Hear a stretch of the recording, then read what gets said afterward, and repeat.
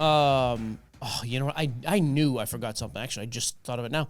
I was supposed to bring my SGC stuff. I got my last order back from SGC. Opening segment, no SGC order. Yeah, opening segment, no SGC order, no check for grading this month. There's your opening segment. Fool Killer is the Marvel card you're looking to buy? 1990 Fool Killer, Marvel Impel. I don't remember a Fool Killer even. I've never even heard that name. It's a shame. Fool Killer. Okay, cool. It's a real shame. I'm really happy for you. In other notes, my Jaden Daniels red card ends this Sunday night. Oh, what's that at? $14.39. Weren't you guessing 30, 36 or something like that? No. I'd be really happy with anything over $2,500. That's what I put up for sale originally. So We'll see. It's a red Cosmic Rookie, PSA 10. Zippity doo dah, zippity day. DC Sports. So what you're saying is, thankfully, it didn't sell on eBay Live the other night? I tried it for $2,500 there, and I got 2 messages. Dude, way too cheap. I was like, well, you should have bought it for the... But I am curious now. Sometimes this happens, though, where you offer a card. It's like, oh, no one hits to buy it now. And then you put it at auction, and people get weird and do it. Also, the timing. We're getting closer to the season, so maybe. By the way, speaking of DC Sports, I listed those cards that you sent me. Not only the box that I bought from you. So I don't know what you're talking about. I'm sorry. On eBay Live a few weeks ago, I bought a box. What was the box? I don't even remember what it was. It wasn't Finest, was it? I bought a box of Finest from Eddie. Chrome? Maybe Chrome. Okay. So I bought baseball. Chrome baseball. I got that, and then I got the you threw in some football cards when you didn't know it was me who was buying from you. Well, when I did know it was you, I threw in the cheap football cards. If I thought it was somebody else, I would have given them some nice slabs. Really, really. You take care of the people who take care of you. You know what I'm saying? Could have said the person who bought from you was taking care of you. That's fine. I sold them. Okay. I netted almost $100 out of the Topps Chrome box. Out of what you sent me. Really? I mean, I netted out of what you sent me, netted $100 plus the Topps Chrome and those football cards. The biggest one that did anything. Keep saying out of what I sent you and the Topps Chrome. I sent you the Topps Chrome box. The Topps Chrome cards and the football, I'm saying. Because you said Topps Chrome, and I was just emphasizing it was also the football cards. So what did the football sell? I don't even know what the football was. It was a number of it was names that I would know from I don't know, when I was a kid or something. Top-loaded cards? Yes. Yeah. It was stuff like out of 25, but it was from another Topps Chrome product, unlicensed football stuff. It wasn't bad. I mean, I honestly thought you were sending me things that were worth nothing. So they were a few bucks. I guarantee that was a mistake. The fact that you had one of the worst boxes of all time and got 40% of your money back is amazing. Terrell Davis was one of them. I got $8 for that one. The Sunday swag. The Michael Irvin got $5. Oh, you know when this happened? This was live. I was like, hey, Tim, send him some stuff. We didn't know it was you. Yep. We forgot to pull that all back. Oh, dang it. There was an Aaron Donald in there. Well, there was, that's too bad. Just send Mike the money. Yeah. Okay. Send it to Tim. I'm actually, this is a good time to announce. Me and Tim are officially parting ways professionally. Tim, were you aware of this? I'm just learning this now. Rent is up to $3,000 starting in 2 weeks. So you're cool with all this? That's my baby. Oh, yeah. That's my baby present. There you go. Welcome to the world. You don't have a place to live. Big Hat Tim, BCW Tim, is here with us today. How are you, Tim? I'm great. How are you doing? So good after I got that $8 and $5 from those Michael Irvings and whatnots. You killed it. Actually, there was one auto that did well. I mean, when I say well, it did more than anything else. It was the Drake Baldwin rookie. Sure. That auto, $76. Really? Was it a mini diamond, a black and white, like a mini diamond SP? No, it was a base rookie, not numbered. I've got the picture of it right here. Okay, yeah. Good. I mean, is Drake Baldwin that good for $76? I was kind of shocked. The White Sox kid, right? No, he's Atlanta Braves, yeah. Oh, yes, I'm sorry, Drake Baldwin. Absolutely. That's his first rookie auto. I thought you said Drake May. The Drake. That is his first rookie auto. He doesn't have base cards. He only has autos. In Finest, he only has base, doesn't have autos. Baldwin is very good. Top 5 rookie of the year candidate. We're going to see whose box nets the best. The one I bought from you or the one I bought from Eddie? Because I just sent his, because I just got Eddie's cards in, and they are sent off to DC today. I'm very curious. What did you buy? And you bought by the way, Finest. I lied. Drake Baldwin is now number 2. Drake Baldwin might actually end up winning. Oh, actually, I didn't buy a box of Finest. I bought into a case break. I got the Orioles. Oh, yeah, the Orioles and somebody else. And the Angels. Did you hit anything? A couple, like one rookie auto, and then nothing else. Like no other real big things. Like a few. You bought the Orioles and the Angels. So what? Like there's a Trout in there. $350 probably. Ooh, something had to have been. The Orioles are about $200. I think the Angels are $150 with tax. Call it 380. Yeah, I think it was close to 400 altogether.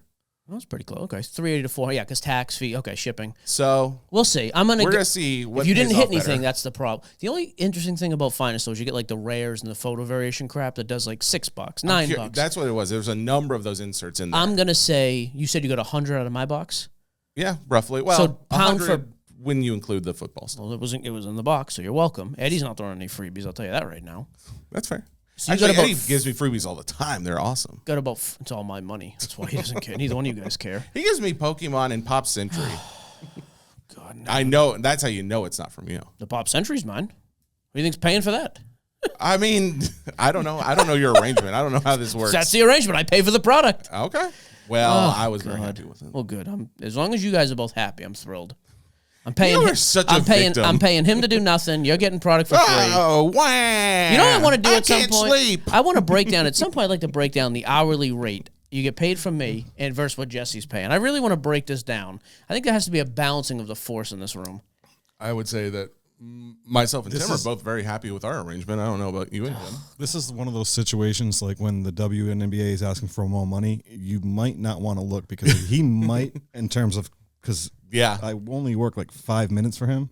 I think about give 6 a minutes decent wage.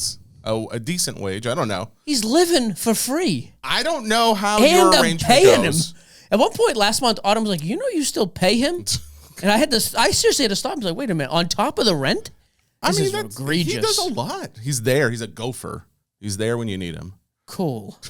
He's got a baby on the way. It's not Speaking my of, kid. I heard your kid's sleeping without the passy now. Yeah, we'll see. See if that baby even shows. It might be a farce.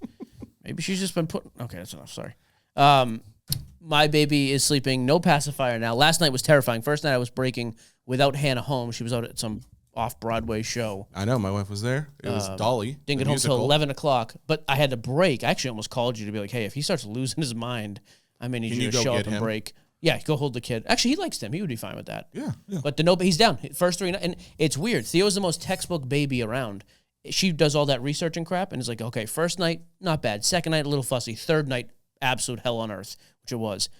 After that, fine. Dude, 4, 5, and 6 were 3 nights in a row. Last night was night 6. Mm-hmm. The last 3 nights, he hasn't woken up once. Slept for 9 to 10 hours straight. I mean, it sounds like you owe your wife an apology. It sounds like it's overall a good situation. No, the issue still was doing it without talking to me first. We're 50-50 parents in my house, okay. So... my daughter does have a broken ankle. Unfortunately, it is not a sprain. Well, it what is about a sprain, the toe? Yeah. Hannah asked me this too. Have we found out about this toe? I don't think so. Oh my god! It's not a big deal. Whatever you were thinking, it's not me thinking. It's her talking to other people about it and getting back to me. She says she thinks her toe is broken. Her toe is not broken. But you are saying that based on what medical history? Based on the fact that her toe looks normal, and she only complains about it if you ask her. She's not actually thinking about it. It's not a pain. I'm not getting into this. They did say her growth plates are still open, though. As a 5'9", 11-year-old girl, I have a real feeling she's going 6 foot. I'm happy for you. What? Tell her to close the growth plates. They said they're open. Just break them. Is that a thing? I don't know. Can you close someone's growth plates? You're asking a 5'7" person. I have no idea. I figured someone closed yours. No. Yeah, okay. I have a big picture. Are our update. I have a big picture item today. If we could do it, I thought you could play into this. That's fine. Yeah, I've got a couple stories. I was going to do this with Papa Gio. We don't know if it was Papa Gio or Tim today. Yeah, it's obviously Tim. He's here. Next week, the direct eye contact with Tim. By the way, he sits across from me and he doesn't even blink. Well, it's because of the comment you made earlier about what the stuff you were talking to him about. What are you talking about, Tim? I mean, Mike. My name is Mike. Well, you had made some. I guess that was technically sexual harassment the way you were speaking to him.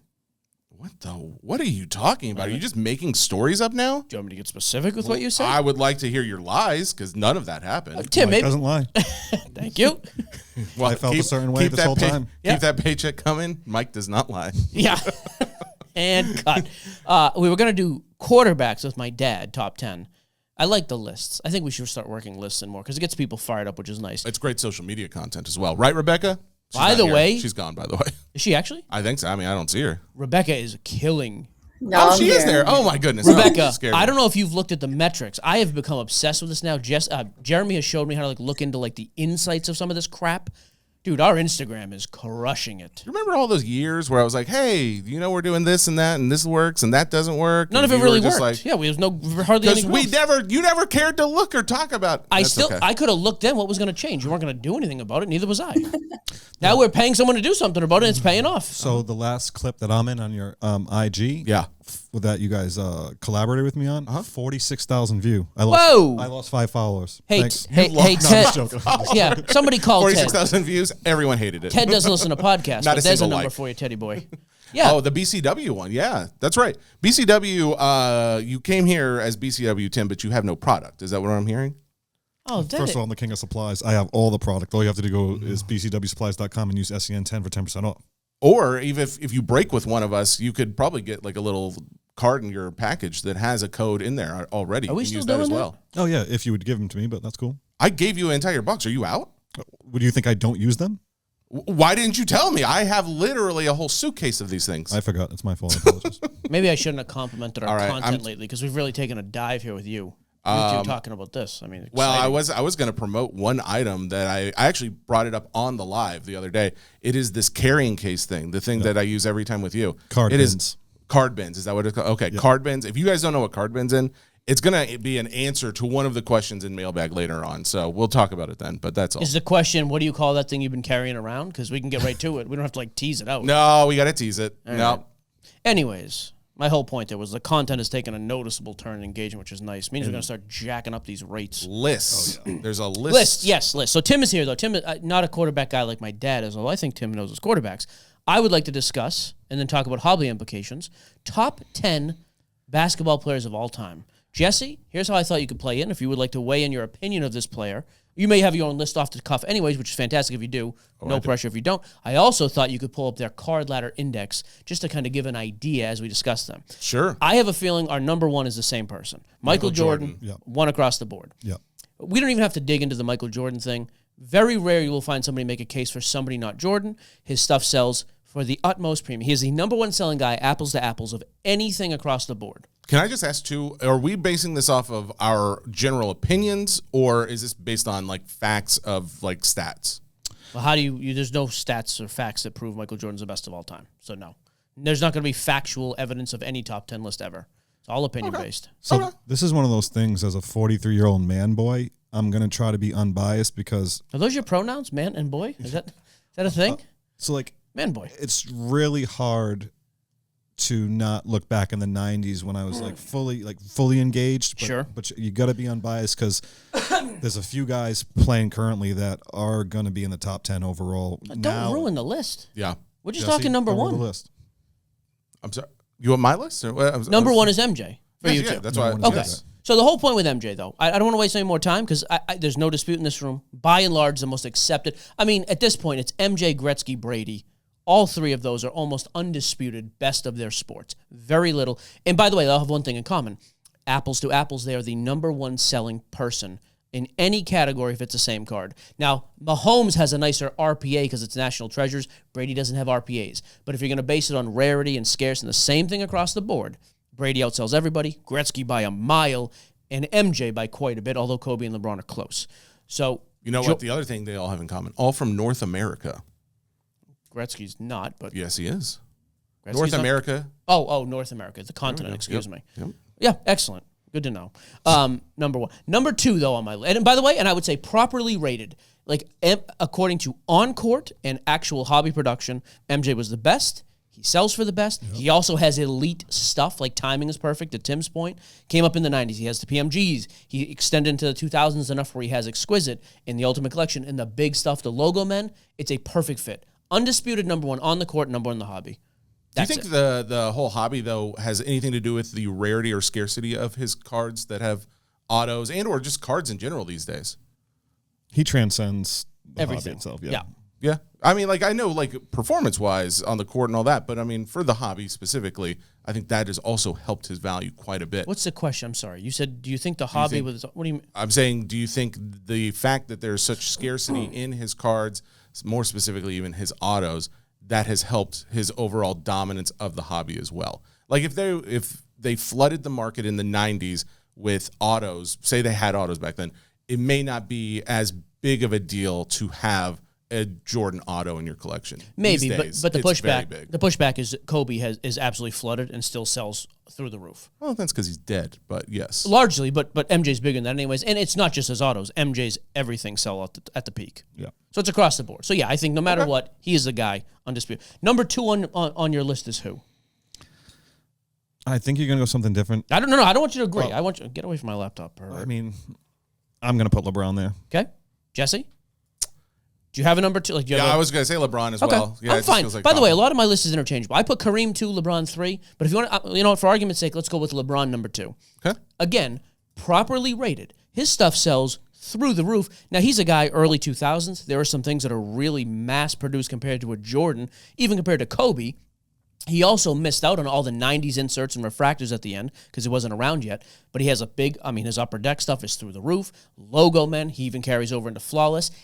To your point about autographs, he has not had, super scarce with autos because hasn't been around. But even his other stuff sells for the peak. His kabooms, his downtowns, his game-used patch stuff, all sells through the roof.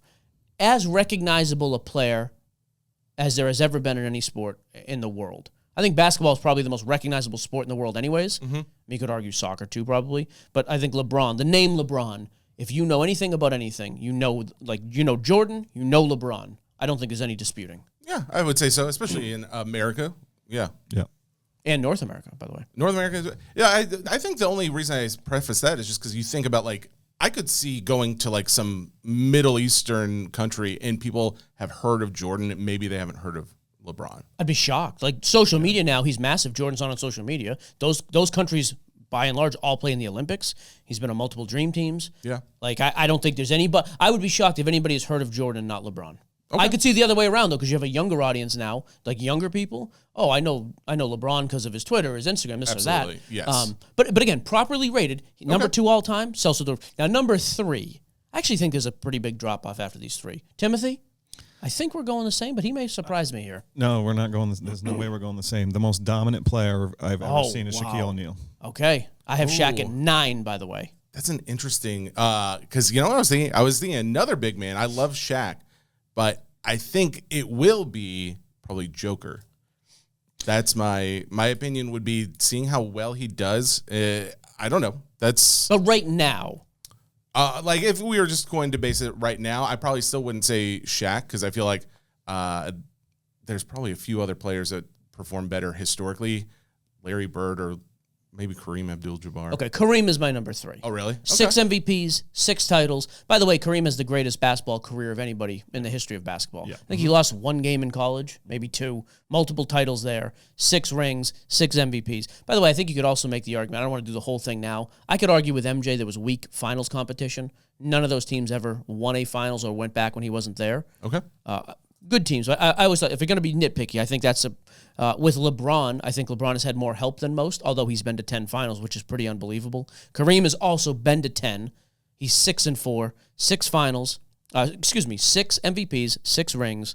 He up until LeBron last year, he is the number 2 overall point scorer in the history of basketball. Still probably the most indefensible shot ever, the Kareem skyhook.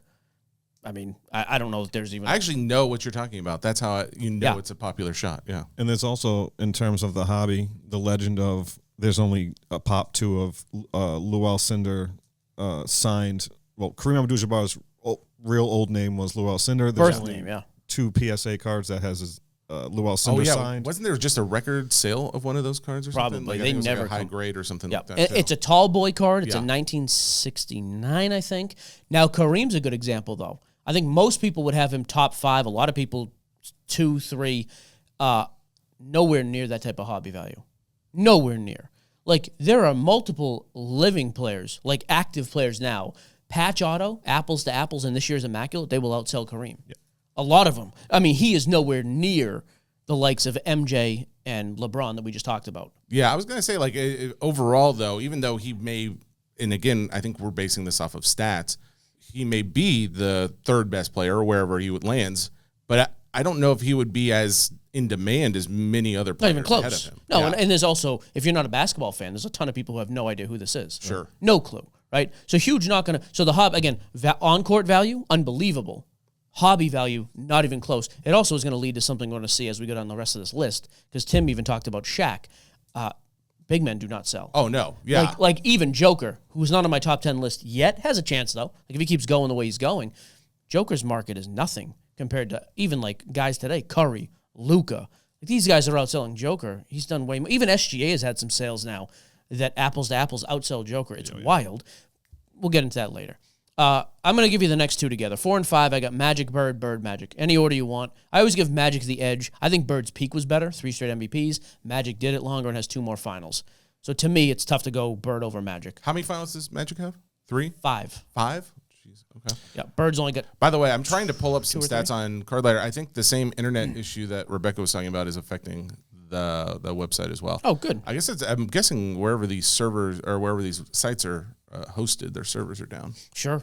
You get it. So like my 4, and we can essentially skip it because it's Kareem at that point. Okay. But to get to what you're saying, give you the next 2, I do like those 2. I'm going to put Magic over Bird. Same. Just because Magic, I mean, in that finals, he played center. Yep. So he could play more positions. He could guard more positions. So I'm just going to put Magic over Bird, but I have no problem with those 2 being back-to-back, in top 6. Yeah, and let me just give you the list just so we have a one cut of it. I got MJ, Kareem, LeBron, Magic, Bird, Bill Russell, Duncan, Wilt, Shaq, and then I went Kobe at 10. There's one name. No Curry in there. Curry's 11 on my list, actually. Really? Okay. Yeah, well, I have Curry, Hakeem, KD, and Joker kind of in the next round, and KG. The only name that, and I wasn't sure if you were going to have him or not, and I don't know if, I assume he's going to be in your top 15, definitely top 20. Where do you put the original triple-double guy, Elgin Baylor? It's just, tough. It's just tough because we didn't see him play. Yeah, 15 to 20 range, for sure. Like, all-time great. Oscar Robertson, too. Like, those guys, yes, no question. What about Jerry West? Yep, probably a top 20 guy all-time. He's logo man, isn't he? Yep. Yeah. Okay. So, the Magic Bird thing. Now, again, we get away from big men. They both sell pretty appropriate to how they should based on their market. Like a high-grade rookie, which happens to be together, to me, you could argue the most iconic basketball card. That or the Jordan. I think it's really a toss-up because you have 3. So the rookie card sells through the roof as it should. Mm-hmm. All of their vintage-ish type stuff, early 80s, does very, very well. Even their modern-day autos, patch autos, all of that sells pretty good. Now, Magic, for sure, is like the Kobe. Signed everything under the sun for years. So Magic's autos can be had a little cheaper. It's more about the production of them than anything else. But you get into premium stuff like flawless patch autos, immaculate. They sell through the roof. Very equal to how they played on the court. When you say the production of them, what do you mean? Like just how the quality of it? Well, he's still signing. Yeah. Oh, He's I still see. Like signing just product. overall count. Okay. Yep. Yeah. I mean, here's the thing. I would love to just pull up. Like, did you do any comparison to their? I guess the overall rookie. I guess the popular opinion of what their rookie card for each player is, and just kind of do a comparison. I'd be curious what those values are. Like how people value them. Well, the one card that hasn't been pulled, and it seems like he's making our top 10s, is Curry. His biggest card has not been pulled yet. Yeah, the 101 Topps Chrome, right? The Superfractor? Yeah, so that as soon as that comes out, as soon as someone finds that will be, will it be the highest selling card? It might be. It might get there, right? I have no idea. I don't know his market. I don't know. Not like that. That's interesting. Well, It'll be he's huge, in though. Asia. Millions. He's also, Yeah. him and Kobe right now are huge in Asia, so. Yep. Okay. Yeah, that's interesting. Overall, though, what about like players? If you took out all retired players, do you have like a top 5 list? Like people who are currently playing, like who you would say Active are your all-time top 5? well, like active right now. So LeBron, active. number 1. Yep. Yeah. Curry. KD somewhere in that 5. I'll be honest with you. I would put Joker over KD at this point I would, almost. yeah. Yeah. Joker, to me, has had a higher fine. peak. Everybody tells me KD's the ultimate weapon, the greatest scorer of all time. That's fine. He doesn't win on his own, and he's a fraud because he leaves his team. So, yeah, I'd go LeBron, Curry, Joker, KD, and then, man, who's like, then you get like Giannis over Luka. Oh, yeah. I mean, Giannis, you got a finals, a defensive player of the year, 2 MVPs. So, yeah, Giannis is in the mix. James Harden, although doesn't have the hardware, so that's tough. And the defense, I can't. Yeah, I was going to say, like, Chris Paul's an all-time great, although overrated. Where do you put? I think Giannis is my 5th, by the way. I'm piggybacking off that. Yes. I think Giannis would be, and I have to put him over Luka. 100,000%. We just talked about it before we started about him not having a team this year. Where do you put Russell Westbrook? He's amazing. Top 10 active players all time, and probably in top 10. So here's the other way I go through. LeBron is the greatest greatest small forward of all time. Number 2, I had Curry, who I think is the second greatest point guard of all time. At my 3, Joker, Joker to me is just outside the top 5 for centers, but he's going to be there by the time it's all said and done. KD is the 3rd greatest shooting forward, small forward of all time. And then, honestly, you could make an argument. To me, I think Giannis is the 4th. Giannis is the 4th greatest power forward. Duncan, KG, Dirk, Giannis. But I don't know that he's that far away from passing those two guys. He's never touching Duncan. Duncan, by the way, 7 on my list. Would you say, obviously you wouldn't say that's your top 5 hobby players. How would you change that for the hobby? Like, as far as top 5? Well, LeBron's still 1. Curry's probably still 2. Okay. Luka's probably 3, though. Like, Luka outsells Giannis and Joker and KD. Those 3. Well, Jokic has some pretty good private sales and some high-end stuff, but... Does he? Yeah. Okay. Yeah, there's been some big stuff, but not... But Luka, I would think... Luka for sure. Luka's definitely there. That's interesting. I'm trying to think, like... You have to marry both skill and popularity off the court as well. SGA at this point. Yeah. Hobby value, SGA is through the roof. A couple more years of this, you got to put him current players, top 7, if he continues to go like he's going. I was just pulling up some random Google lists. One of them actually... What is the list of? I Googled top NBA players of all time. Okay. Athletes in the NBA. The list that was given, it shows both... retired players and active. The Kevin Garnett, did you ever mention him? KG. Okay, you did. Okay, so top 15 guy to me. But as far as the active players go, that I don't think either of you guys have mentioned at any point was Kawhi Leonard. Yeah, see, to me, he's injured too much. He's not in this discussion. Top 25 player all time, probably. Yeah, but he keeps getting hurt. So it starts to tarnish it. So here's the thing, though. When I compare him to Scottie Pippen, and I love Scottie Pippen, so it's hard for me to put. Kawhi, because he's had really good runs, but he really had only like 2 like superstar years when he won with. So he's more of a Pippen guy to me. So he needs someone else. Everyone needs someone else. Yeah, but he gets support. It's not just all him. Yeah. But great defensively, which I always love defensive players. Yeah, I think Pippen could play as good a defense. Overall, here's the other thing. The year Jordan left, like, what was that, 96, whatever year it was, 95? Like, Pippen, that year and a half was unbelievable offensively without him. I don't think people realize how good Pippen was when he needed to be the guy. And, yes, he had Jordan, but he still has 6 rings. Yeah. Like, at the end of the day, so you want to tell me Kawhi's a little bit better of an offensive player? I'll give you that. Well, one guy's got 6 rings. The other guy has 3. Did Kawhi win 2 with San Antonio or just 1? And he got 1 in Toronto. So 2. Yeah. Very similar. But again, the longevity hurts. Cardlighter is up and running for me. So I pulled up, based on their market cap. So like overall money invested in those players. That's what I was going to try and see. Do you have do you want to just take a guess at it? Like what the hobby has invested in the top 5, or what 5 players have the highest market caps? Jordan, LeBron, Kobe. Jordan, LeBron, Kobe. In that order, 1, 2, 3. Yep. Curry, Luka. Yeah, Luka's Curry, Luka. Yeah, there you go. Any more questions? You want to fill it out any further? You guys got the top 5 pretty easy. You want to go to the next 5? Will have to be Giannis. I'd be very curious if you guys could get the 6th one. Well, Giannis has to be there because his prism and his RPAs, which he still has. Giannis is in the top 10. What number? But he is 10. Oh, okay. There are KD? Nope. No KD. Current players. See, I can't imagine Bill Russell. No, this is not current players. This is any players. Yep. So, I'll say Bill Russell. I can't imagine, though. He doesn't have enough of a cap, right? I'm going to blow your mind when I get this one. George Mikan. Has no idea who George Mikan is. No, I don't. And why? If I don't know who he is, why would you think he would have the highest market cap? Because his 48 Bowman is so. George Mikan is. They literally named a drill after him. He's the first center power forward to get real notoriety. Oh, I take it as like if I know who it is. I was making a guess. I really thought that was going to be it. No. Yeah, it's not. Bird, Magic. Bird is not in there. Magic is number 6. Okay. So we're missing 7, 8, 9. 7, 8, 9. Yep. I can't imagine. Shaq. Nope. Duncan. Wilt Chamberlain. Wilt Chamberlain's number 7. 8 and 9. KG. Nope. Active or not? Number 8 is not. 9 is. And it's not Durant. Nope. Okay. Oh, Westbrook, Harden.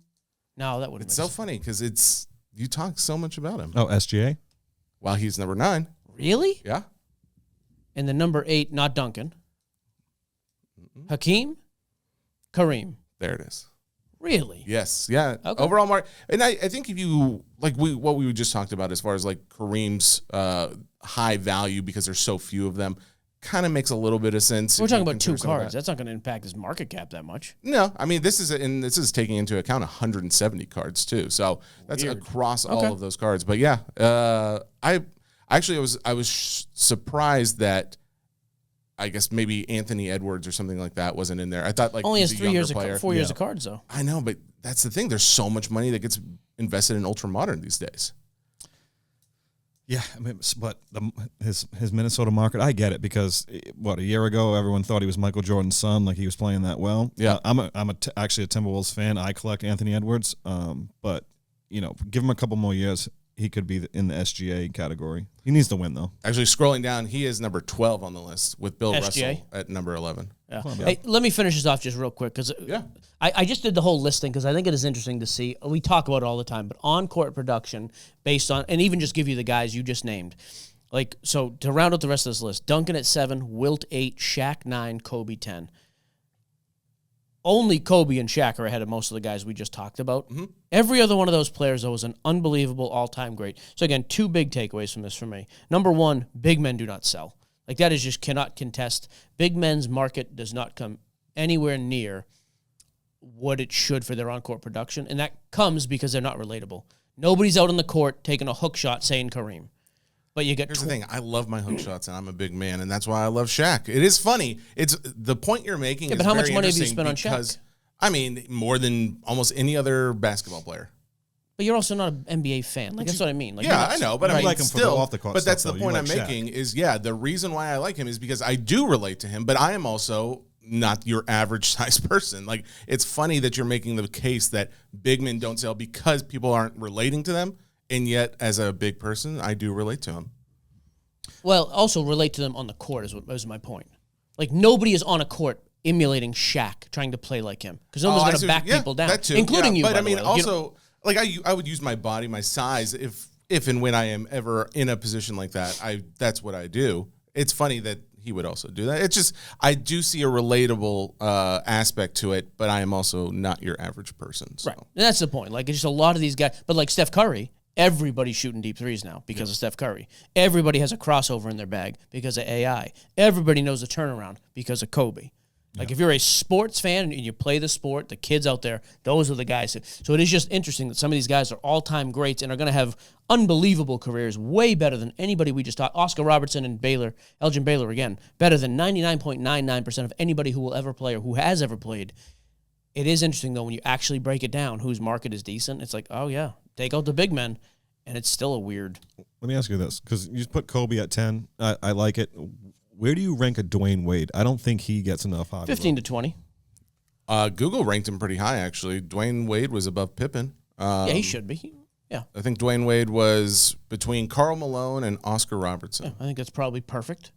And again, and here's the thing, like, you could tell me Kobe's higher than that. I would tell you Kobe was the best player on his team for 2 championships. The other 3 he won with Shaq, and he has 1 MVP.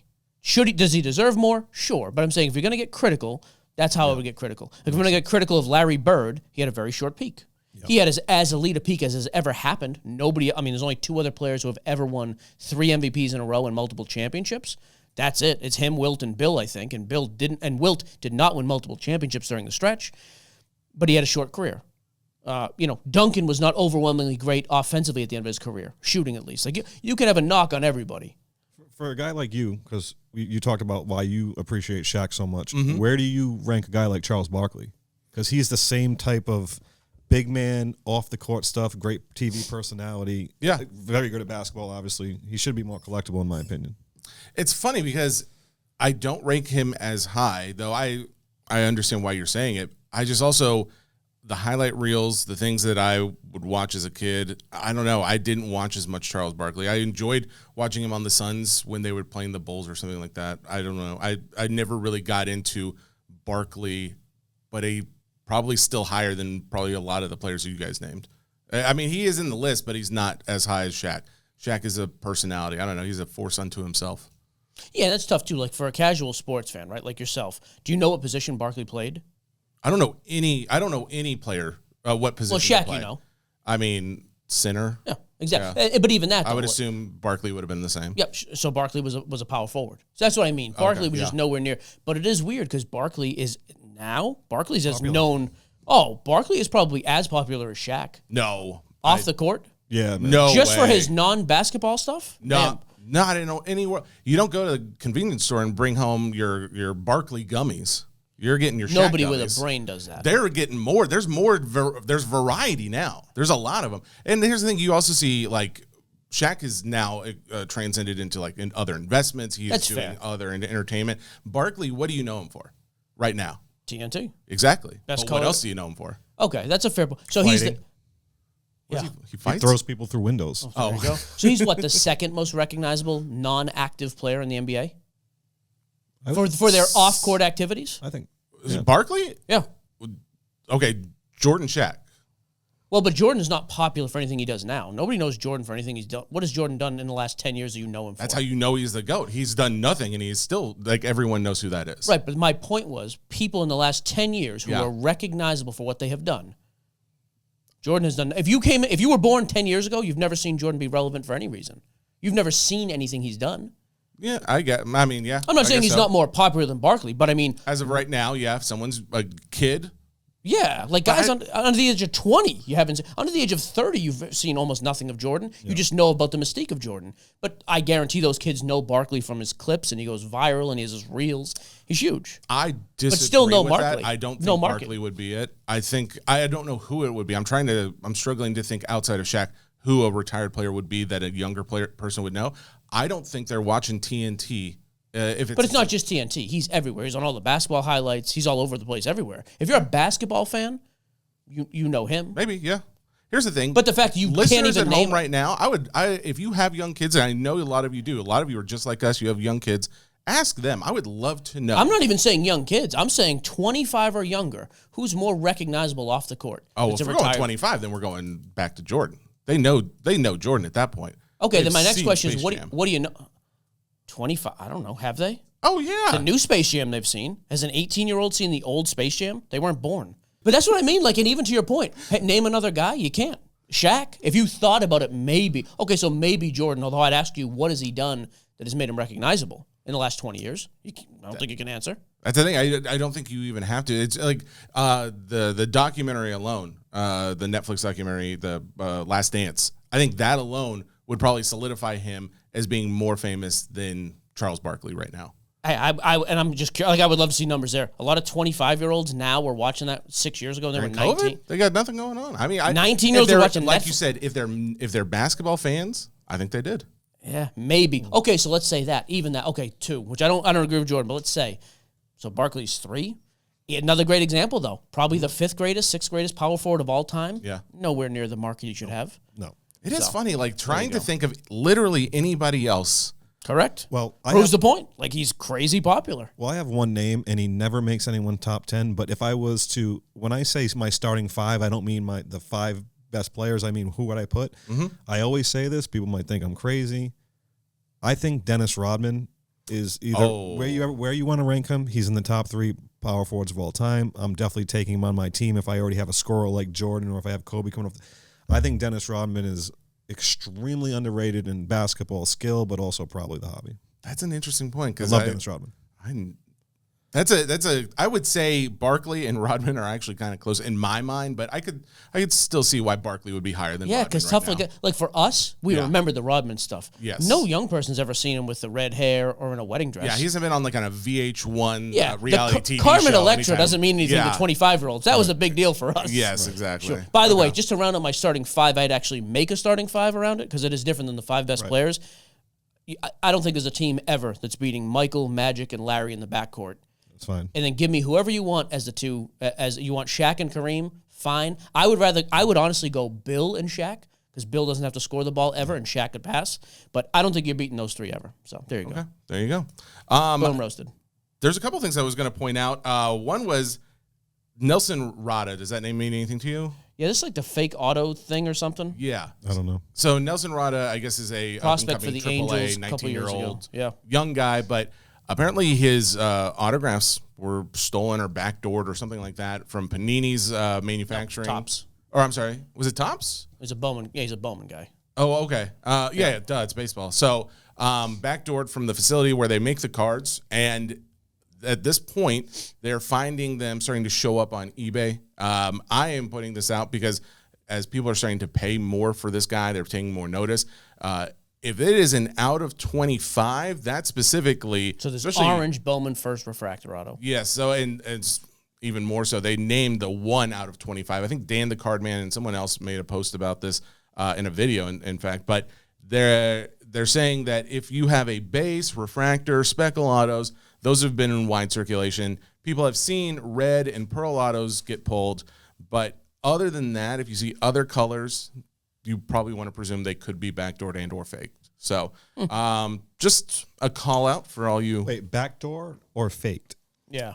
Well, that's what they specifically said, backdoored or and faked. So someone stole the card, then signed them? Yeah, because the cards were blank. And now, in fact, you can look at the card that's on eBay. I don't know if it's sold or not, but it was sold back in May of 2023. You want to put on the big screen no for auto. us, huh? I don't have it on there. Oh, May of 2023, okay. No auto. And then this is not a sticker either. It was like an on-card What are his auto. other autos? Do they look similar or no? The other autos that they show listed, yeah, they do look very similar. I mean, it's pretty much identical. I don't know. I'm guessing they use some kind of maybe an auto pen or just someone like our last guest who talked about fraud and things like that, who just is skilled at faking autos. Because we know Dak Prescott did that. We know he used an auto pen at one point, and those 10 got released at least one made it because we've seen the story about it. But yeah. It happens. So there was that story. The other story I thought was really interesting, and you were talking about Darren Ravel before the show. Darren put out an article, I don't know, in the last week, talking about how he feels like we are at the precipice of a downturn in the market for lower valued cards. Specifically, he was naming cards between like $100 and $1,000. He goes into a few reasons why: irrational price increases, lack of fundamentals in your buyer base, huge speculative buying, and then massive hype that's driving up a number of cards right now. And it goes back to repacks. So people are basically spending too much money on cards so that they can put them into repacks. And then people are not actually considering the value of the player. They're just considering the value of, hey, this is what I could get in a repack. And he feels like it's a bubble that's going to burst. I was curious if you thought about it, if you would agree or disagree. Anytime Darren says anything, I disagree. Sure. Yep. I was on a call with Darren the other day. The only thing he's ever said I agree with is we need a good hobby fight. And Darren, I accept your offer. Okay. A great hobby content fight. So call in, we can argue. I can call that drip show you do and argue with you if you want to do it there instead. Up to you. I mean, overall, some of it, sure. But like $100 to $1,000, that's 99% of the autos of the guys we just talked about. Mm-hmm. I don't think the Bird, Magic, Shaq, Kobe, Curry, Kareem markets are going anywhere anytime soon. Well, and he pointed out, too, basically evidence of overinflation. Roughly 50 lower-end cards broke their public value records on Fanatics Collect. And I guess... What were the... does he stay with the cards? No, I don't have a list of all of them. There, actually, so this point alone, because you probably heard this sale, the Jay Cutler that sold for like $12,000 just recently. Did you know? Okay, so it was a Jay Cutler card sold for $12,000. It was another, I guess, point in the case that this is a inflated market. Yeah, but the person, what was the Jay Cutler? Do you know what the card was? Yeah, I can pull it up. Right. It was the had to have been like a 1-of-1 or an NT or something. It was a 1-of-1 shield, maybe? Yeah. Here's the thing with that, too. That doesn't point to inflation in a market. That just means that card's never going to be seen again. Yeah. Some weirdo likes Jay Cutler, probably because he was married to that famous lady or something. Yeah. And he's like become a social media star to a degree. So it's a black prism, black 1-of-1. And so, yeah. I mean, again, but like, is that guy in the hobby? Like the person who bought that, I don't think they bought that as an investment. I think, to me, Jay Cutler is more famous now for who he was married to and his off-the-field stuff than he was for on. Yeah, that's fair. I just think that somebody who bought it because they want... Who the heck was he? I know he was married to somebody famous. Kristen Cavallari. The girl from The Hills. Yes, that's right. I was going to say, I knew it was somebody from our childhood. Like, Yeah, so somebody bought one card. I looked at it, I'm like, great.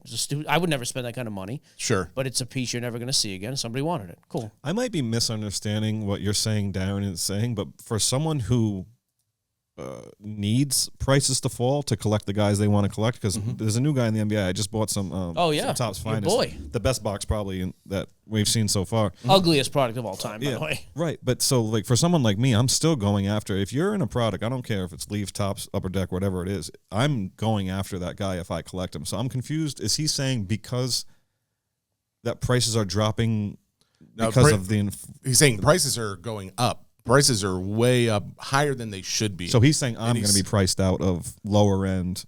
Well, according to what he's saying eventually, maybe not too long from now, you will actually be very much able to buy almost any of these cards because he thinks it's all going to crash. Or at least all lower in valued cards would crash. I also don't know, like, that's another one you're out of touch with reality, Darren. $100 to $1,000 cards are not low end for 99% of collectors. Yeah. Like those are grail pieces that people are buying and holding on to. In some cases, I do want to point out, I pulled up Jay Cutler's pricing on Card Ladder. Do you want to take a guess at the next highest card listed on Card Ladder? $1,200.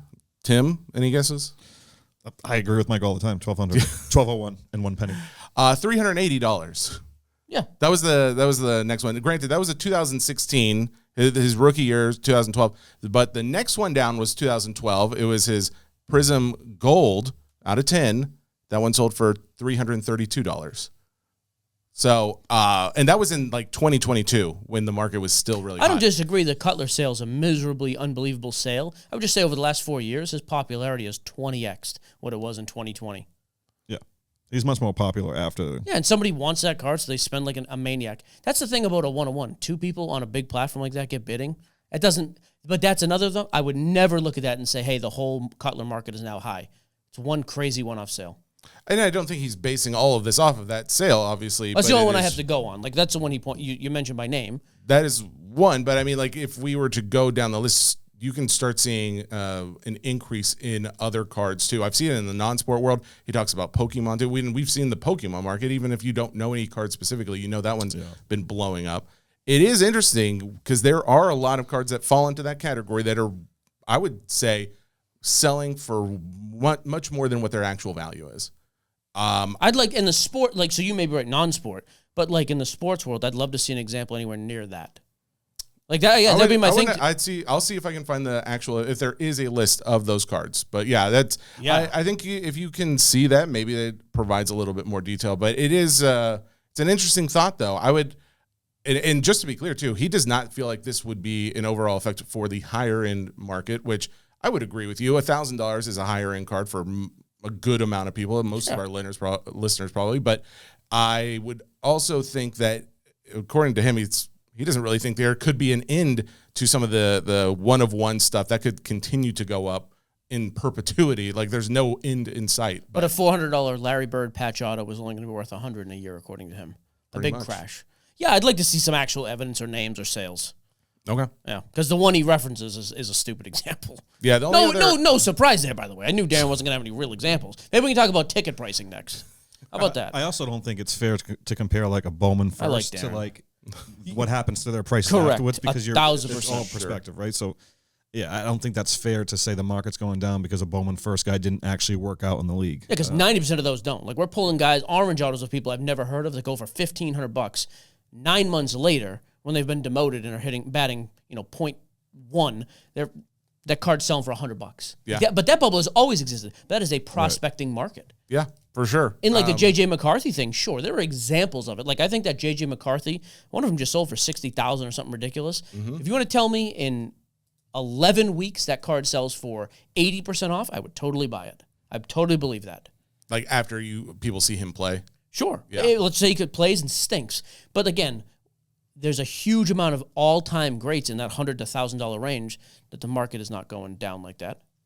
I think that J.J. McCarthy was $31,000. Oh, okay, $31,000. Sure. Actually, that was not the one. It was a 2024 Donruss Optic Downtown White Sparkle, just sold August 17th for $30,000. Yeah, if you told me in a year that card was $2,500, sure. But what's going to make a David Robinson flawless patch auto that goes for $600 sell for much less over the next year, 2-3 years? I hope you're right. Yeah, I guess that is a good. What is it called? That's a good sampling. Like if you were to go after cards like that are not affected by the prospecting market as much, ones that are solidified, pretty much vintage and or what is it after vintage? What's the time period? Just modern, junk I guess. Wax. Oh, yeah, the junk wax. So if you go after like players in those eras, I think that would probably be a good litmus test to see like, okay, if these are actually going up right now. Well, it kind of goes back to the conversation we had with Shep the other day with seeing like those mantles sales going up out of seemingly nowhere. But again, it kind of goes back again to your point that day was, all right, now show me other players where it's happening as well. So. Well, and that was even a micro sampling because it was like, well, yeah, the one is in better condition. Like I got to see. Vintage is tough to do that with. But the vintage market in general has not crashed. Vintage market is strong. I've been trying to buy vintage all month, by the way. It's not crashed. But just to be clear, it is strong. He's saying it's too strong. It's overhyped right now. And I guess that's my point. Who's hyping the vintage market? Like, where's the hype coming from? It's an overall ferocity in the market, right? Like just there's a frenzy of people that want to buy something and they don't know why they're buying it. They're buying it based on hype. And that's exactly the point he's making. And I just say that whole point is speculation. Where's this? Maybe there's a frenzy. Where is it? Who's he talking to get that information? Like, where's this frenzy? Maybe there's just a lot of people that want to buy the market because the market's growing. Darren, get us that list of 50 cards. We want to see it. I want to see something other than opinion because so far that's all I'm giving you back is opinion. But you can't tell me like there's this ferocious market of all these buyers that don't know why they're buying it. Maybe it's a very educated class that are looking at vintage and specifically buying that market. Mm-hmm. Maybe could be that, but yeah, that's why I'm fine with the speculation. That's all we do in here for the 90% of what we do is speculation. I'm good talking about opinions. Sure. When it gets passed off as fact, like he's trying to do, it's like, well, maybe. Yeah. Maybe. It's also a different world. Darren made his big mark with tickets, which was a tiny market, he being by far the biggest voice, and he got together with other big guys. Jeff started talking about tickets, all these big guys. Yeah. That was different. Mm-hmm. Then it was like, okay, all the huge talking heads are talking about tickets. Darren's following his 10x what 100x what ours is, non-sports, non-collectors. Mm-hmm. They're coming in and buying something, and then like, oh, I got my thing, I'm out. That's a different world. Sports cards are not like that right now. Sure. Yeah, I mean, but in this case, he is, just to be clear, he was not talking about the ticket market, though. No, so, I'm not saying. I'm saying I've seen him do that with the ticket market, and there was an unbelievable frenzy, and then there was a huge crash. Yeah. That's a small market that could be manipulated. Yeah. The vintage card market, the star auto market is not a small market. But I mean, much more established. I think you would agree with the points that he's making as far as like people overpaying for cards for repacks. I mean, repacks buying them for 100% of comps. Like we always hear they come in or more, right? Well, I always hear they come in and they buy for 90%, 95%, which would be overpriced. How is buying something for 90% overpriced? Because how often do you say if you're going like we've always said if you're going to one of these shows, unless it's just something you have to have, if you can try and work a deal for like 80% or something. Well, that's different because I'm trying to flip the card. But if you're paying $90 for a card that is worth $100 according to comps, I'm not paying over the price. I'm paying under the price. 100% of the comp is the market value. If I'm paying anything less than that, it's less than the market value. So I think if someone's coming in and buying in bulk and saying, hey, I'll pay you 90, but I would also argue that we typically don't say that. We typically say they're paying like around 100%. Okay, so if they pay 100%, they're not paying over. It's not like they're saying, hey, I'm going to start paying 150 for that card, so the comp starts showing 150 and I can get it. They're paying 100. So here, think about this. If they're paying 100%, what does that mean they're doing with those cards? They're not collecting them, right? They're reselling them. They are marking up the product. Exactly. So if they are reselling them, they are selling them at a higher price to somebody than what they would be currently valued at. Yeah, but see, they're not. They're not selling singles. They are selling a product that is now more expensive. Nobody ever thinks the return in a repack is 100% of market. You are buying a ticket for $100 for a 1 in 10 shot at the chaser. Yeah. It's different. It's not. They're not saying, hey, this mantle is now worth more because it's in my product. They're saying this product is worth X. Buy your random spot for a shot to get it. Okay. It's a fair point. Yeah, because if you were telling me, hey, they're now just going to list them on a site somewhere and sell it for more, that's different. That is them increasing the market. Sure. I'm not arguing that they're inflating the prices overall because it's like, hey, we're trying to inflate the value of the product, the repack product. Yeah. But the individual cards, guys get them. I think they look at comps. You know what sucks is that we have access to so much data, and more so than we even did at the beginning of this podcast when we first started, but we still don't have that active data for breaks. I would love to know what like a whatnot auction goes for when there's a frenzy of people overpaying like crazy. Sure. Because that's, I think, where a lot of this happens, where a lot of this manufactured overvaluation that he's talking about is happening. So let me, and I'm not even saying this to argue now every point. Even that, though, the one big flaw in that argument is none of those are recorded comps anywhere. Mm-hmm. I have no clue if a Burrow Gold sold for $1,000 last night that's really a $500 card. But that's my point. So, I wish we had that data. Sure, but the fact that we don't. But we know it happens, though, right?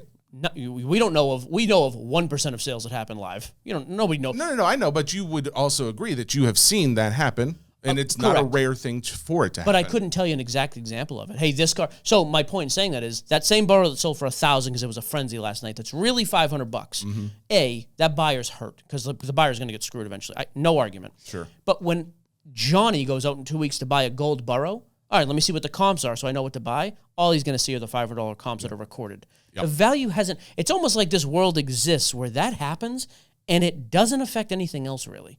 It affects that buyer because he overpaid for something, but it doesn't because there's not like, hey, this is now a comp of, hey, it's $499, $502, $1,000. Nobody sees it. Yes, like the tree fell in the wood, nobody saw it, and so we're looking at the forest like the tree's worth $500. Yeah, no, I'm not saying it's a good thing, by the way. But it almost is nice that there's not that data because that would really start to skew and screw things up. Yep.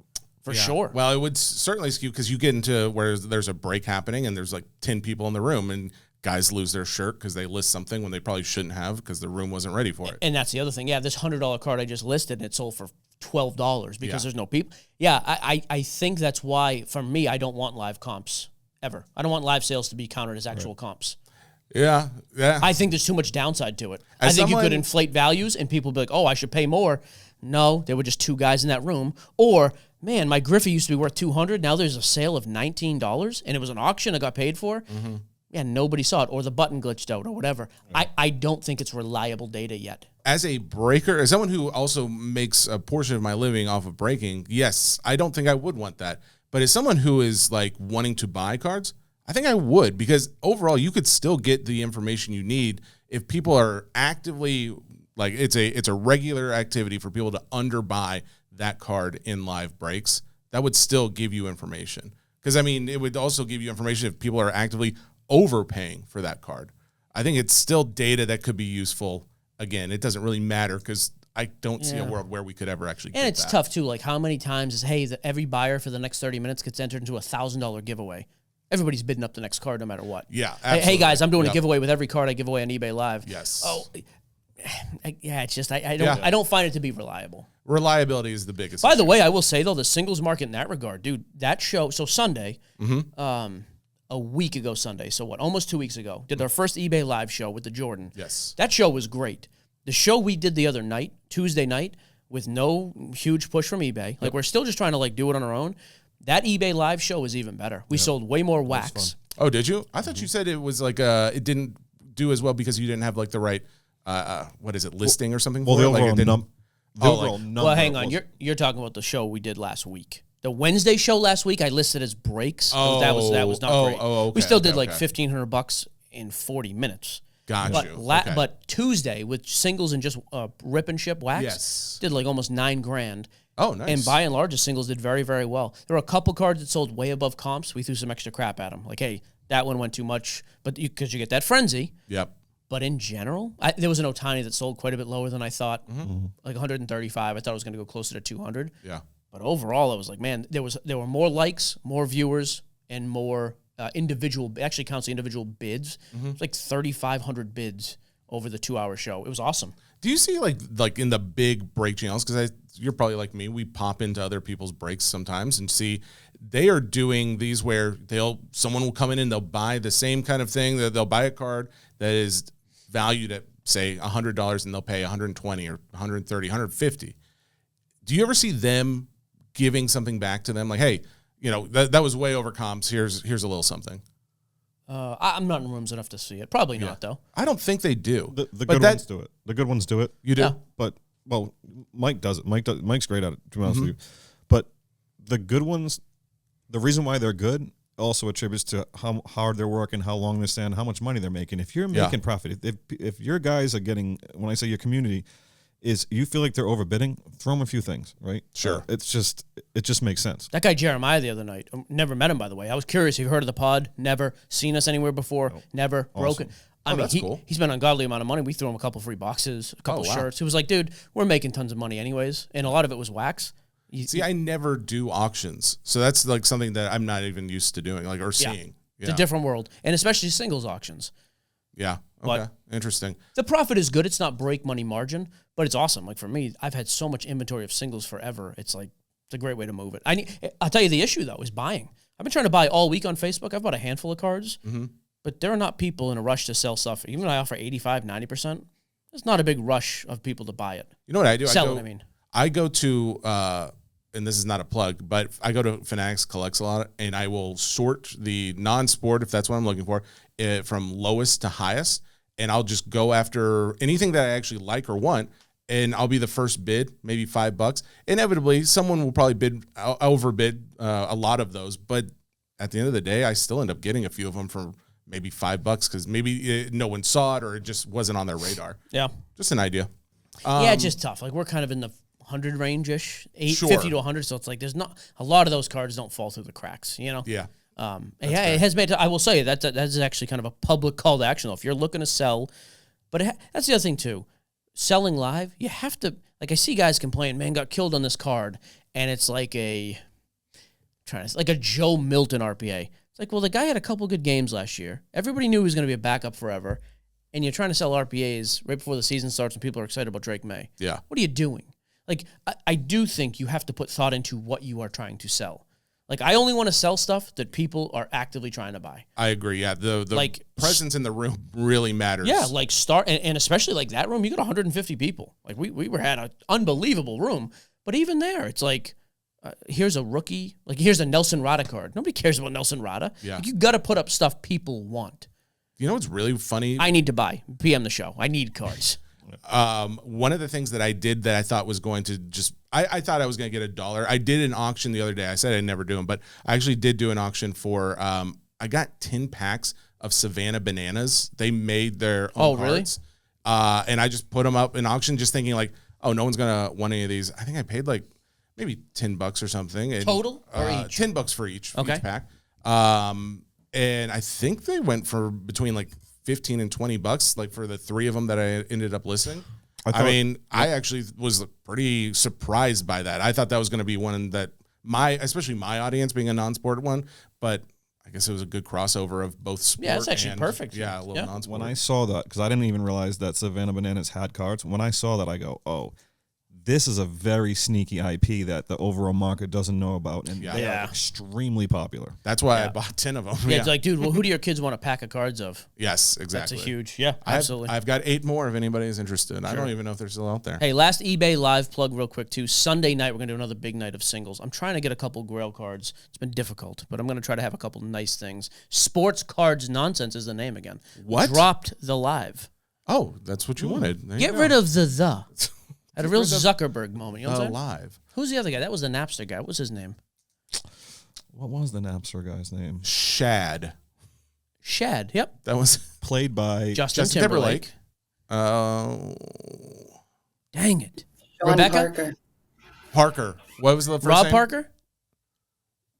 Tony? It was not Tony. It was, hang on. She said Parker. Sean Parker. I said Shad. Man. You mean like Sean Parker? Shad.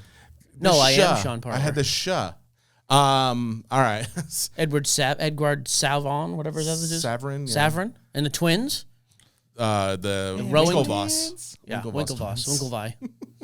Hey, we got a pretty decent mailbag. You want to jump over there? I'd like to be done in 5 minutes, but yes. Okay. We'll get to as many as we can. Before we do, there's a pun brought to you by Gus Majors.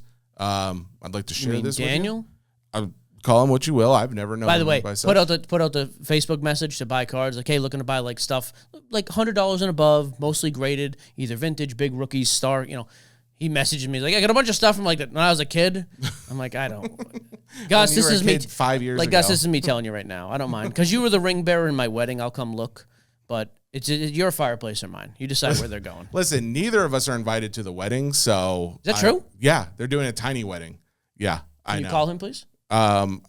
If you're not going to, I'm going to call him. You're not going to drop that and then not call him. Like, I'll tell you right now. There's a reception. It's one of these receptions where it's like... Oh, what are the... Hey, I'm not going to buy you dinner, but you can get me a gift? Yeah, give me a gift. I got news for you. Here's $50, kiddo. You know what? Actually, I'll return the favor. He didn't get me a gift for my wedding. He walked down the aisle carrying a ring. I'll do the same. Holy crap. Are you kidding? That is amazing. Trust me, I thought I was going to Also pulled that stunt. He was engaged for like 2 weeks, and then he started telling people...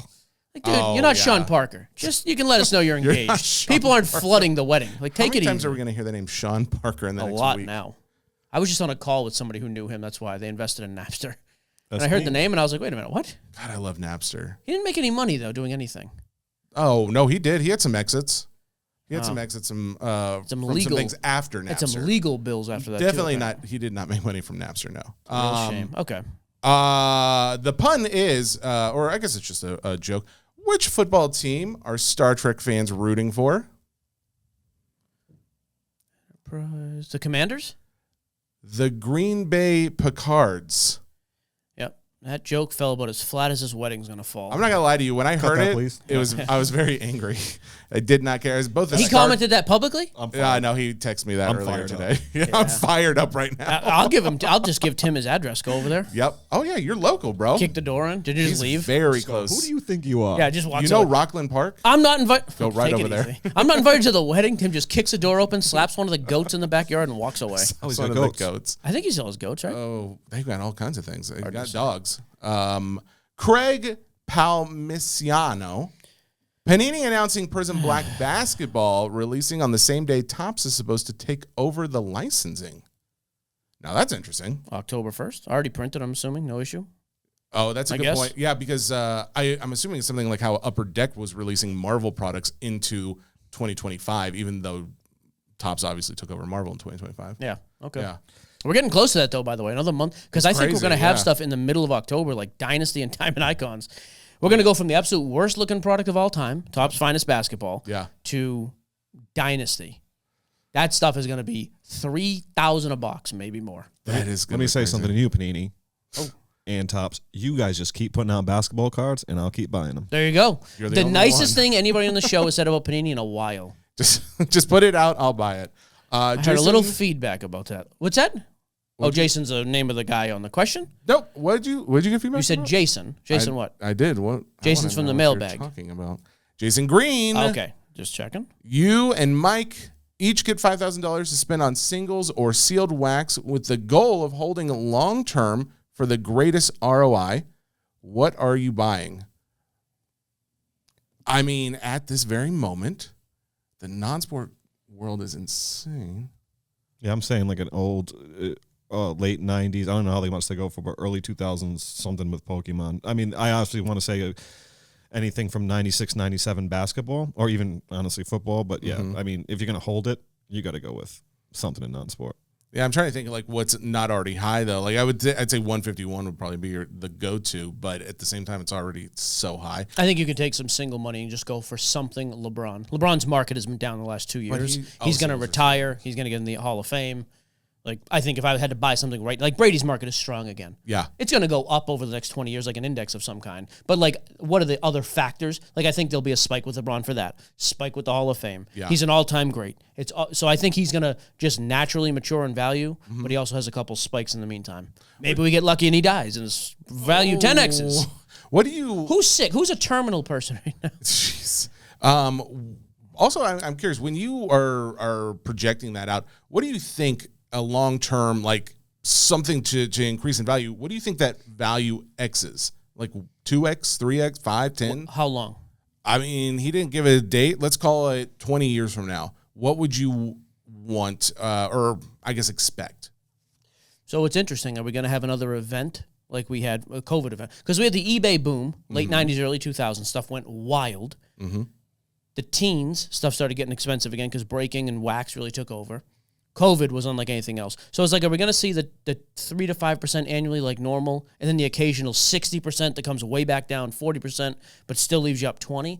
I mean, I would think, like my Brady stuff, for example, 20 years from today, I would expect is close to double. So that's a good point about like because I'm expecting an history event of the market has been. But this, I would argue that this is the only time in history where you've now seen corporations, big corporations, enter into this space. And what do we know about corporate America?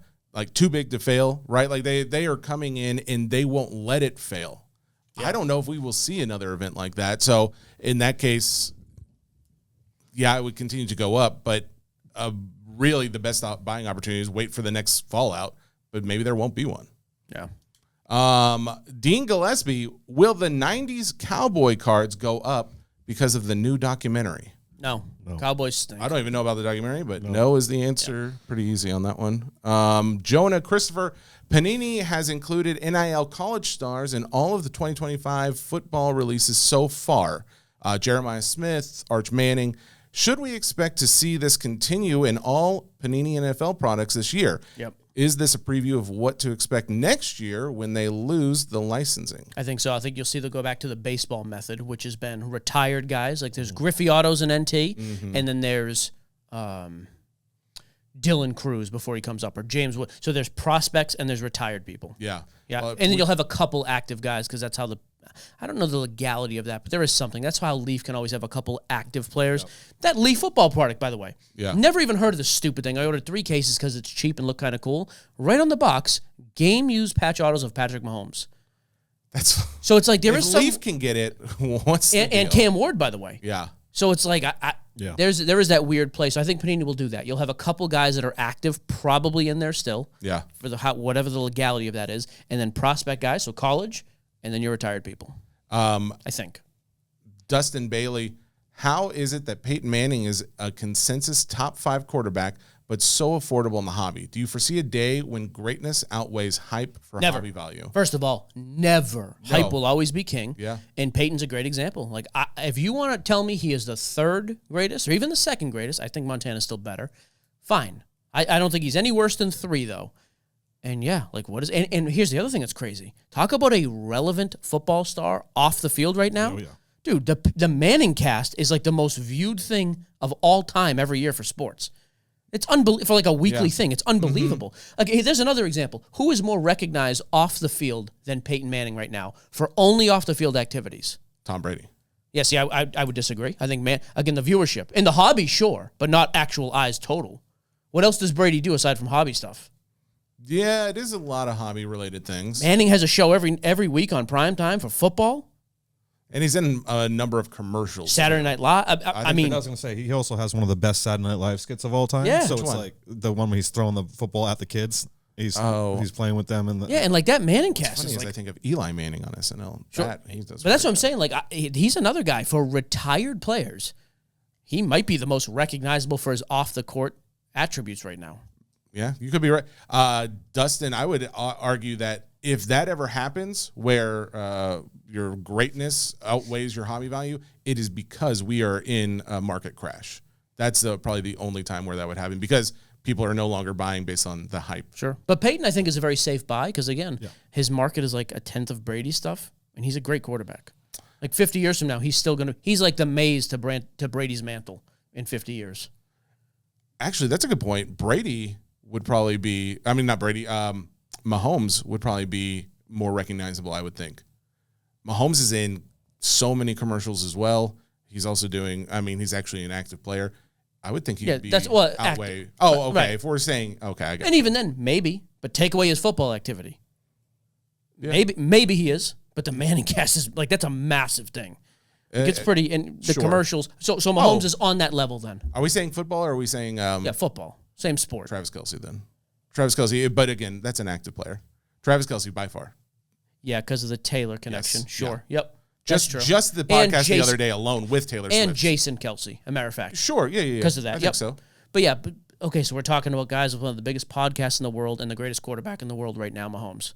That's what I'm saying. If you have a podcast, people love you. That's just that's all we need to know. Everybody. Brian Shom, Mike, Jesse, what are your thoughts on Michael Penix? J.J. McCarthy, I've seen a little bit out of him, although he at least played. Mm-hmm. He had some moments. I just think his value is... But that's the market. Like, I'm not surprised by it. People want the next unbelievable quarterback.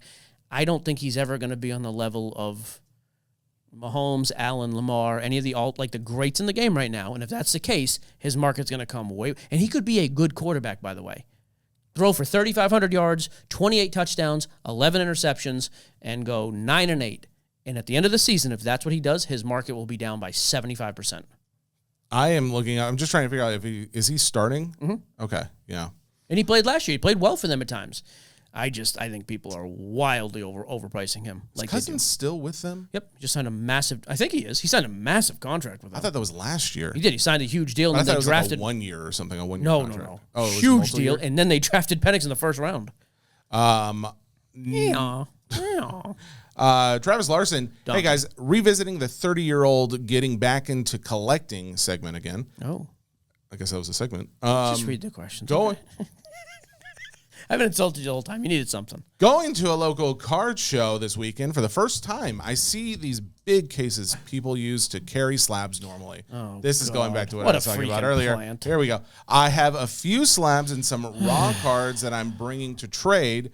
What is the best vessel besides dropping the money on one of those big cases to bring to the show? A plastic bag from Kroger. Free. Here's the thing. Zion cases come in many different sizes, and they are a sponsor of the show. The Zion backpack is the best, by the way. If you only have a few slabs, that backpack comes with the case in it. Yes, absolutely. Phenomenal. And it also has a little thing for your battery. You can do like a little battery charger thing. I mean, it's great. That is great.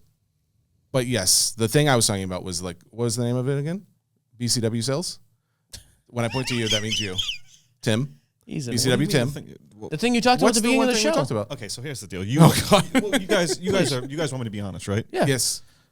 I know that's not for shows. Okay, I agree. It's not for shows. Thank you. Yeah. But the backpack is perfect. The back. So, but backpack, also, the over-the-shoulder sling that fits up to about 5 big slabs. So if you only have 5, I love that. It's like a fanny pack. Don't do that. You'll get made fun of mercilessly. By me, you will. By Michael. Yes. Yeah. Well, what kind of self-respecting man has a fanny pack over his shoulder? It was a social. It had my camera in it. Child. This is like a few months ago. I walked in. It wasn't even Mike. It was his wife that was like, "What are you wearing?" And I said, "You know what? I never worn it back over since." Well, because he's infected her. She used to be really sweet. My wife. I love her. She's the best. Sean Saito. Overall thoughts on the 25 and 25 now that everything has been revealed, unless you plan on having Adam He's on the coming pod on next Monday. week. I already told Sean. I was like, I guarantee you he's waiting till I leave to bring Adam on the show. I didn't even think of bring it up. He texted me the other day. Said, hey, we're just doing like the final reviews anytime. And I was like, we got Monday. I need somebody Monday. So you only bring him on when I'm not here. So because that's one of those where me and him talk a lot anyways. And I don't want it to be a thing where like the PSA thing where I take the lead in the conversation and either A, you inject yourself, which you should, you're part of it. But then I'm like, I'm not having the conversation I want to have, or we cut you out and then you're upset, justifiably so. Don't you? I mean, remember the last time he was on here? I think we had a pretty good conversation, the three of us. Well, it's fun. Yeah, I think me and him have a great. Get out. Yeah, I'm with Tim. Yeah, exactly. There's some guests you want to do a show with. I was there. Mike fought for you. Adam was like, I will not be there. Adam said he hate. I'm just gonna say this. He made a few comments about you. Adam, if it makes you feel better, I know none of this is true. So. I'll tell you this. He showed up literally with a list of top 25 bad things he wants to happen to Jesse. His list. Number 3, by the way. Number 1. Well, you know. You know. You do know. 2 words. Go. Wait, I thought it was 1 word. Heart attack. Was it a compound word? Oh, that was just go die. Is heart attack 1 That was word? 2.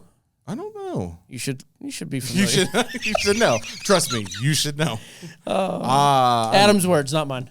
Robert, we're almost done. Robert Cowper, do you guys hear about the collector who got a book autograph?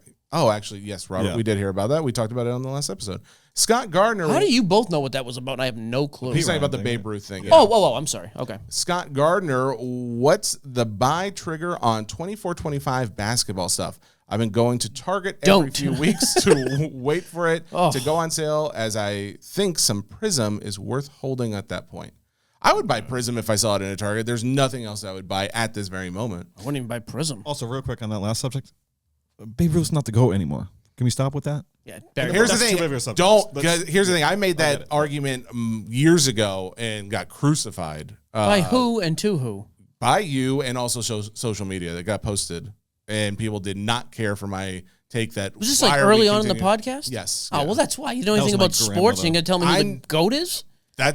My point was that the game was different. There's a number of different factors that go into it. And I was also taking a lot of that information from other professionals who had said it. So please. Here's a fun stat for you. What? No. Did you just give it? All right. Like I'm defending you over here with that statement. Yeah, but now that you're defending that, I changed my mind. Exactly. You don't want him on your team. I'm just going to tell you right now. Are garbage. When Sports Boy is on your team, is on your side in a sports take, you know you're screwed up. That's like me talking about difficulties of being tall. It's a struggle. Yeah. By the way, here's a fun baseball stat for you. Only one player in the history of baseball has more than 3 MVPs. That's going to change this year. Ohtani will have number 4, but only one player ever more than 3. You certainly should know this. Is it an Oriole? No. What? Can you name an Oriole who has an MVP? Cal Ripken Jr.? I think has one maybe. Got him. Frank Robinson for sure. Sucker. Both leagues. Yeah, I'm going to go. I think it's BB. I don't want to give you a hint. Barry Bonds has 7. Oh, what about Griffey? No, Griffey only has 1. Nobody else has more than 3. Bonds has 7. And it's crazy because Ohtani this year is going to win his 4th. When did they start doing MVPs? Do you know? Way back in the day. Here's some old dudes with MVPs. Oh, really? Yeah, okay. Because I don't know if they had him in Ruth's time, though. I don't know. I'd be curious. But that's what I mean. Like Mantle, DiMaggio, Ted, all these all-time greats you think of. Mm-hmm. Bonds has 7, and Ohtani has more than anybody else. That's after crazy. that. Well, after this year. It's a pretty impressive thing. 7? Yeah. Well, Bonds is the GOAT of baseball. Not even close. Okay. So the award has been presented by Baseball Writers Association of America since 1931. Okay, so you missed Ruth, but you got every other notable player of all time. Yeah. Ruth and Gehrig, you missed mostly. Terrible. He didn't win MVP. I wonder if did he not win? Was he done by 31? I don't actually know when he stopped. I know he played in the 20s. I thought it was like 21. No, well, 27 was the Murderers Row team, I believe. Oh, okay. But he may not have been around much after that. And Lou Gehrig, I don't know either. So he had a disease. Cy Young never won the Cy Young Award. Yep. That's when you say it like that. All right. Let me see. Bayreuth, stop. I have the answer. It was. What's the question? When did Babe Ruth stop playing MLB? 1930. He could actually. I wonder if he did win. He stopped playing in 1935. He probably didn't at that point. That's funny. He got inducted in the Hall of Fame in 1935, I believe. Interesting. Okay. He played 22 seasons. Mailbag. I think we last only one. have. I gotta go. We have. Sorry. Hang on. We have 3 small ones. Well, be quick. Scott Gardner. What's the buy? Oh no. Actually, we only have 2. I already read that one. Andrew McCulley, with various players being iconic for particular. With various player numbers being iconic for particular sports, is there a number that transcends and covers the big 4 sports? No. I don't even know what that meant. Like their number, their jersey number, 23, obviously. Actually, I guess now with LeBron, too, that's kind of hard. I guess most would still associate to Jordan, though. Yeah, 7 with Mantle's pretty recognizable. 12 with Brady. 7, George Costanza's first kid was going to be named. 3 with Iverson for me. 1 with like an Anthony Hardaway. Yeah, there's some numbers I can think of, but not really. 24 for Griffey. Yeah, that'd be kind of not one though. No, I don't have one that I think 23 is the most recognizable, but it's not like the only player. 6 for Bill Russell. Would you agree that 23 is the most recognizable number though? Yeah. Maybe 12. That's Brady, right? But there's so many 12s. That's the problem. Yeah. That's right.